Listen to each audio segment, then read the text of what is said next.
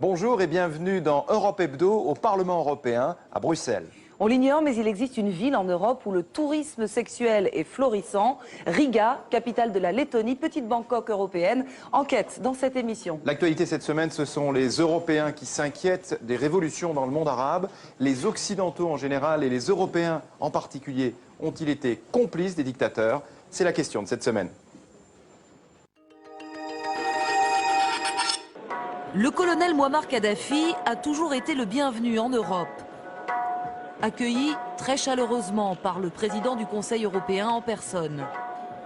Le guide suprême, dictateur notoire, vaut bien quelques salutations appuyées ou quelques premiers plans sur les photos de famille. Il les vaut bien avec son pétrole à foison, l'un des plus purs au monde. Pendant plus de 20 ans, le commerce international a primé sur les droits de l'homme. Oubliez aussi les attentats contre les vols de la Paname et de l'UTA. Mouammar Kadhafi serait devenu, selon ses partenaires européens, un rempart au terrorisme international. Oui, mais voilà, quand un sirocco révolutionnaire se met à souffler, il suffit parfois de quelques jours pour voir tomber les pires des dictatures et avec elles, les certitudes des diplomates. Bien sûr, certains n'ont jamais soutenu le régime autrement que du bout des lèvres. D'autres ont fait moins de manières, intérêt économique oblige. Mais pendant que le sang coule, l'Europe, dans l'urgence, cherche un remède aux erreurs du passé. Fini les armes, les munitions, les cartouches. Le colonel Kadhafi est désormais persona non grata en Europe. Du tapis rouge à la liste noire, il n'y a parfois qu'un pas. Bref, l'Europe est-elle complice ? Alors nous avons été rejoints sur ce plateau par Dominique Baudis. Bonjour. Bonjour. Alors vous êtes député européen, vous êtes vice-président de la Commission des Affaires étrangères et par ailleurs vous êtes le président de l'Institut du monde arabe. Quand on voit ces images d'archives, ces images terribles, est-ce qu'on peut dire que les Européens aujourd'hui avaient tort et que la diplomatie européenne, si elle existe, devrait faire un mea culpa? Écoutez, je trouve que cet exercice de flagellation, d'autoflagellation depuis des semaines de la part des Européens est vraiment contre-productif. Quand on voit ce sujet, on voit bien que le monde entier, les chefs d'État du monde entier, entretenaient des relations avec Kadhafi, comme dans le monde entier, on entretient des relations avec des chefs d'État, quels que soient les régimes. Ce ne sont pas les Européens, qui ont fabriqué le régime Kadhafi.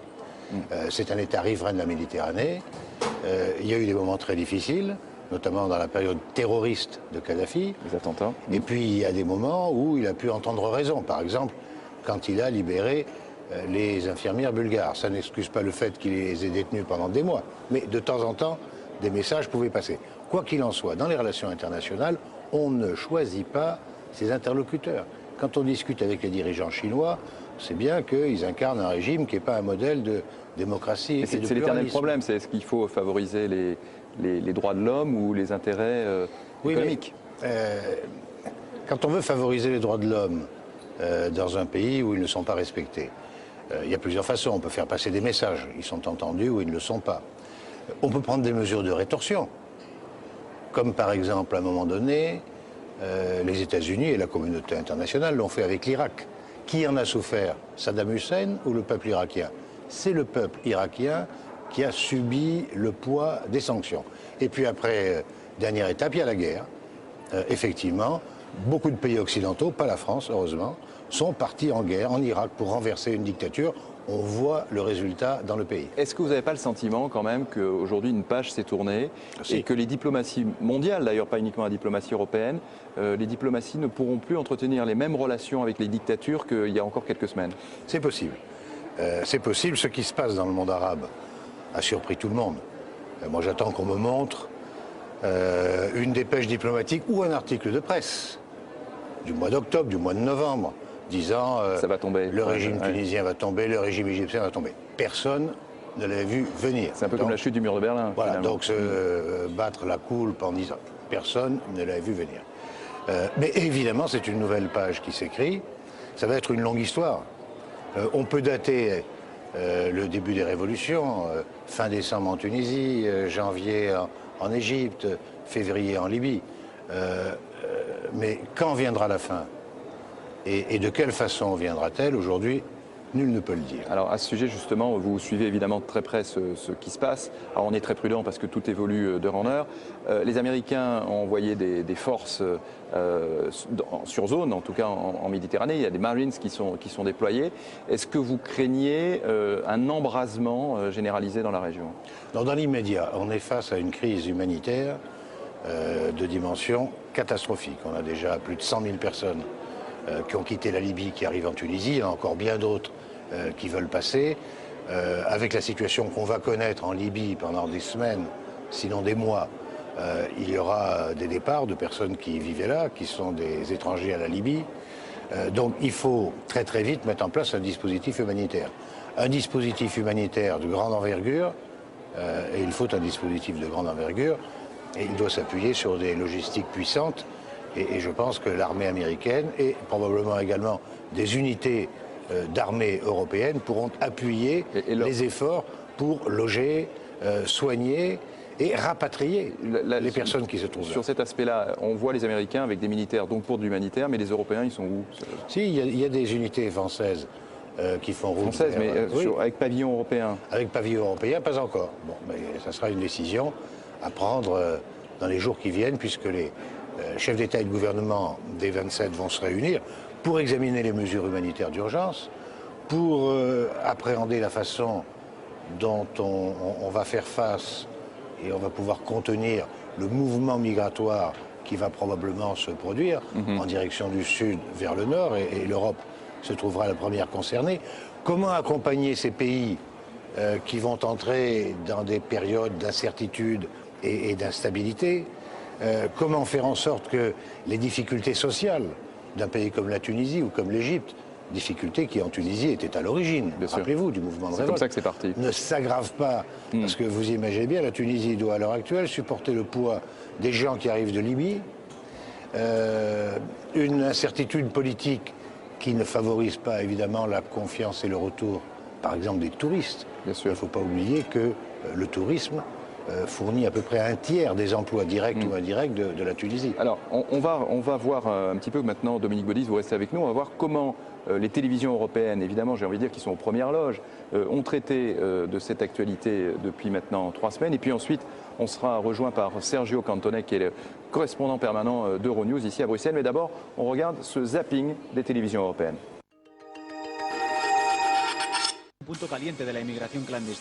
Tunis, point chaud de l'immigration clandestine vers l'Europe. Des centaines de jeunes partent régulièrement d'ici pour rejoindre Lampedusa. Makram est lui aussi candidat à l'immigration. Il a essayé 3 fois en 2 ans de rejoindre l'île. La dernière fois, c'était il y a 10 jours. Il est parti avec des amis sur un Zodiac au moment de la chute de Ben Ali. Il y avait beaucoup de vent, une mer agitée, les conditions météo étaient mauvaises, alors on a dû rebrousser chemin.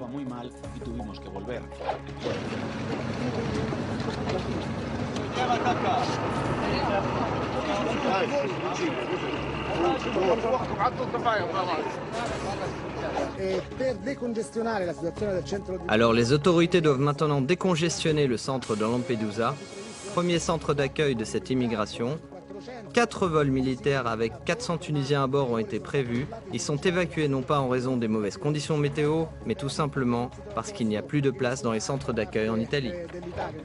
Leur voyage s'est arrêté en gare de Bologne. 118 clandestins interceptés hier par les carabiniers, a priori des Tunisiens débarqués ce week-end sur l'île de Lampedusa. Beaucoup voulaient rejoindre Vintimille, une des portes d'accès à la France où vivent 600 000 Tunisiens. Autre accès possible et direct, la Corse et ses 1047 km de côte. Cette immigration ne concerne pas seulement l'île de Lampedusa et l'Italie. C'est aussi un problème pour l'Union européenne parce que tous ces Tunisiens qui arrivent ici visent d'autres destinations, comme la France et non pas forcément l'Italie. C'est pourquoi les autorités italiennes estiment qu'elles ne doivent pas être les seules à affronter ce problème.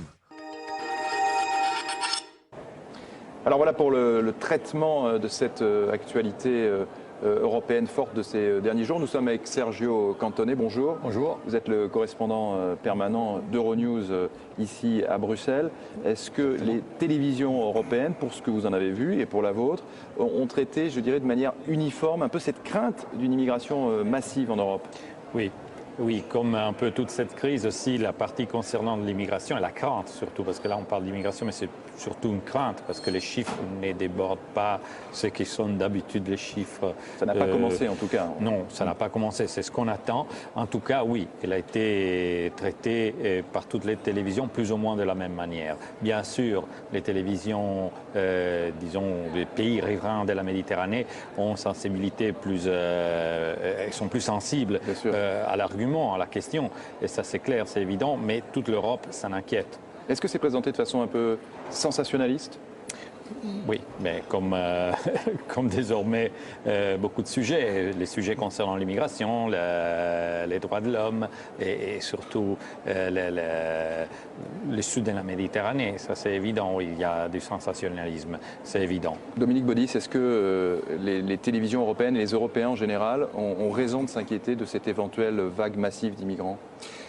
Évidemment, parce qu'on est confronté à deux problèmes.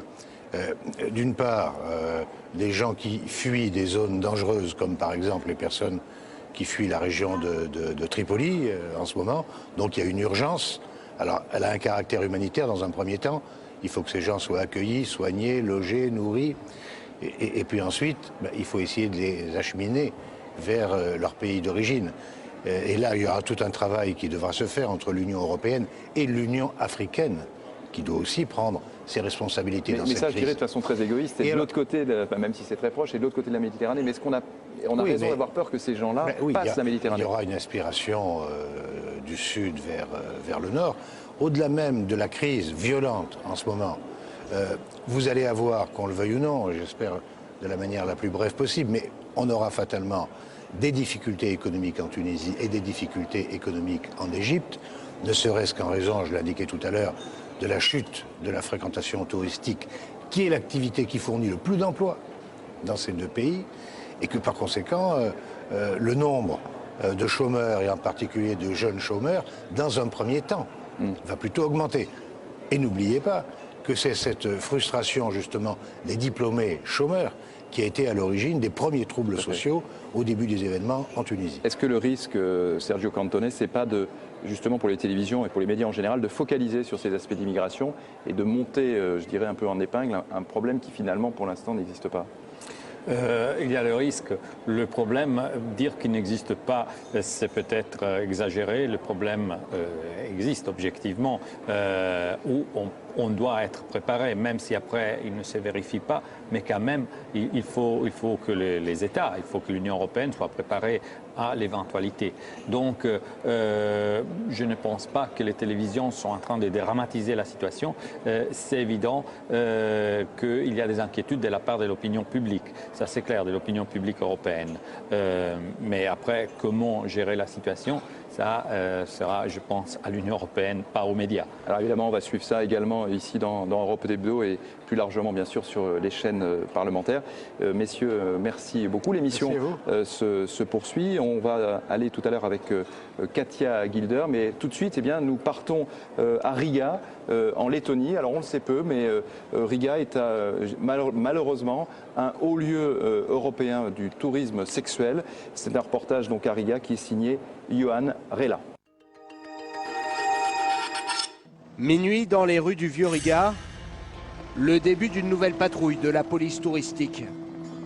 Une unité spéciale qu'Eliena Telua et son collègue ont rejointe il y a presque 2 ans. Ce soir, c'est un vendredi très froid. Mais les vendredis soirs, c'est là qu'on travaille le plus. Les missions de ce nouveau service de police, sanctionner la consommation d'alcool sur la voie publique, bien sûr. Vous pouvez me montrer vos papiers? Mais surtout, effacer la prostitution et les clubs douteux du centre historique. Quelques mètres plus loin, Eliena est fière de nous montrer la première victoire de son service. Un salon de massage qu'ils ont fait fermer il y a presque 1 an. Vous savez, les patrons de ce genre d'endroit se connaissent bien. et ils parlent entre eux. On leur a donné un avertissement. Quand on a fermé ce salon de massage, 3 ou 4 autres ont plié boutique tout de suite. La guerre au proxénète et au business du sexe, une affaire d'État pour la Lettonie. Dans le vieux Riga, sa principale vitrine touristique plus encore qu'ailleurs. Dans les bars ce soir-là, pourtant, beaucoup de visiteurs masculins, anglais et scandinaves. Officiellement, ils sont seulement venus siroter quelques bières beaucoup moins chères que dans leur pays d'origine. Mais tous semblent avoir une idée bien arrêtée sur les filles lettonnes. Si tu as de l'argent, tu peux avoir une fille. Eh bien, si t'as pas d'argent, ben, t'as pas de fille. C'est tout ce que j'ai à dire. Je bois juste un whisky, je m'amuse avec mes amis. Et je me tape des filles. Non, tu veux dire que tu leur fais un gros câlin, bien sûr. Oui, bien sûr, un gros câlin et un bisou. Riga, ville propre. Chez les touristes, le message n'est pas encore passé. Depuis quelques années, l'autre attraction de la ville où la bière coule à flot est devenue l'organisation d'enterrement de vie de garçons. Tiens, regarde, c'est le futur marié là-bas. Allez, viens là. Assume, c'est toi le futur marié. C'est qui le futur marié? T'inquiète, viens là. Ta femme, elle verra rien. Le voyage se passe bien? Ouais, super. C'est vraiment une belle aventure. Une aventure équivoque, car les activités nocturnes proposées sur Internet aux futurs mariés sont souvent les mêmes. Une virée dans les clubs de striptease de la ville. Pour les tours opérateurs, pourtant, pas question de servir de bouc émissaire. Dans la plus grande discothèque du pays, Anastasia organise presque chaque week-end des enterrements de vie de garçons. Une activité qui, selon elle, n'a rien à voir avec du tourisme sexuel. Ils viennent s'amuser, danser. Je pense pas que ce soit des touristes sexuels. Les demandes suspectes viennent plutôt des petits groupes ou d'individus isolés. Dans ce cas, je leur explique que je ne peux rien faire pour eux et ça s'arrête là. Mais si pour Anastasia, le service s'arrête là, d'autres n'ont pas les mêmes scrupules. Pour trouver plus à Riga, le premier taxi qui passe fait souvent l'affaire. Si vous voulez du sexe, je connais un endroit super où vous pouvez avoir des massages et même des relations avec les filles. Et ça coûte combien? C'est 80 € de l'heure, mais les filles sont vraiment très belles et vous pouvez même les choisir. D'un véhicule à l'autre, direction la périphérie de la ville. Dans ce minibus, chaque soir, Venceslav part à la rencontre des femmes qui arpentent les trottoirs de Riga. Avec son équipe, il travaille pour une ONG de lutte contre le sida. Aux filles, il distribue des préservatifs, mais aussi des seringues et des aiguilles neuves. Triste constat, la plupart de ces prostituées sont aussi toxicomanes, loin du centre-ville et pourtant toutes proches des clients étrangers. C'est souvent que vous voyez des clients étrangers?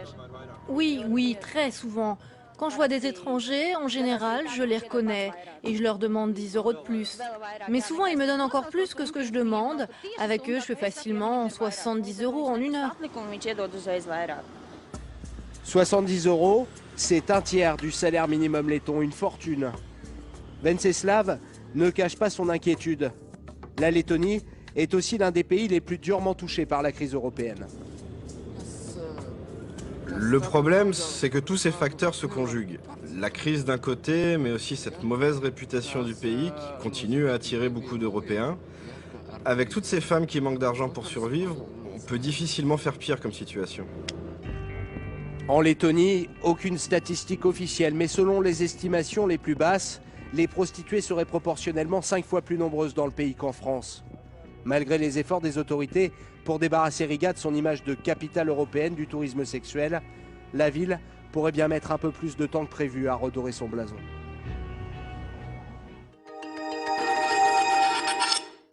Voilà pour ce sujet signé Johan Rolla dans les rues de Riga. Elisabeth Morin-Chartier est avec nous. Bonjour. Bonjour. Vous êtes vice-présidente de la Commission des droits de la femme et de l'égalité des genres ici au Parlement européen. Alors on a choisi ce sujet un peu choc à l'occasion de la journée de la femme que l'on célèbre ce mardi 8 mars. Est-ce que quand vous voyez ce reportage, ce genre de pratique tout simplement vous choque? Bien sûr, je suis choquée. Mais je suis lucide, et c'est la triste réalité. Et cette réalité-là, elle est intimement liée, non seulement à la place de la femme dans la société, mais surtout à la place de la femme dans l'économie et dans le monde du travail. C'est qu'un secteur comme celui-ci ne peut se développer que parce que la femme n'a pas sa place aujourd'hui, la place qu'elle devrait avoir dans le travail et qu'elle ne gagne pas sa vie normalement avec un travail normal, une intégration dans l'entreprise. Donc c'est lié à la formation des femmes, à leur intégration et aussi aux représentations mentales et à la façon dont la femme est considérée. Justement, quand on voit ce genre de réalité quand même assez violente, est-ce que vous ne trouvez pas un peu hypocrite de célébrer donc cette journée internationale de la femme? Parce que là, c'est le symbole et là, on a quand même la réalité. Alors, qu'on soit très très clair sur la journée internationale de la femme. Cette journée, elle est faite pour mettre en éclairage un certain nombre de problèmes très graves qui se posent aux femmes et qui soulignent les inégalités des femmes. Ce que vous faites à travers ce reportage. Et ça, c'est formidable. Mais l'action, c'est toute l'année, l'action politique, la lutte contre les violences faites aux femmes, la lutte pour que la femme prenne sa place dans la société, la lutte contre les représentations mentales, c'est toute l'année, c'est 365 jours par an et c'est toute l'éducation depuis le berceau des filles. Est-ce que vous trouvez que l'Europe, sur ces questions-là, est en régression ou en progression? Non. L'Europe, les institutions européennes et particulièrement le Parlement européen est extrêmement engagé sur la protection des femmes à égalité avec les hommes, sur la lutte contre les violences, sur la lutte contre la prostitution. Tout ceci est très fort. Mais si on regarde la société, on voit bien que dans l'histoire, on n'est pas dans une progression constante, linéaire de la protection de la femme. Les féministes voudraient nous afficher une protection systématique et une avancée des droits des femmes. Ça n'est pas le cas. Il y a de tristes revers, de tristes retours en arrière. Et ceci est vraiment un exemple des tristes revers. Alors, pour revenir à Riga, les associations n'ont pas beaucoup de moyens. Certaines se sentent démunies, mais il y a quand même des gens qui font des choses. On avait rencontré Sandra, responsable d'une association d'aide à ces femmes. Elle a justement une question à vous poser, à poser à la députée européenne. Écoutez.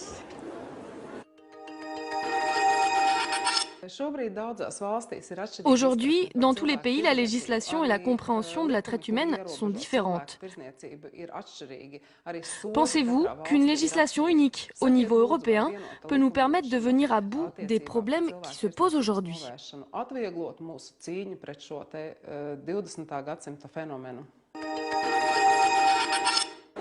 Alors, est-ce que le Parlement européen se préoccupe de cette question et quelle solution il a? Une partie de la vraie réponse est européenne. Pourquoi? Parce qu'on voit bien qu'à l'intérieur des 27 États membres, par l'écart des niveaux de vie, par l'écart de l'implication de la femme dans la vie sociale et professionnelle, on a des mouvements de population qui stimulent le tourisme sexuel et la prostitution.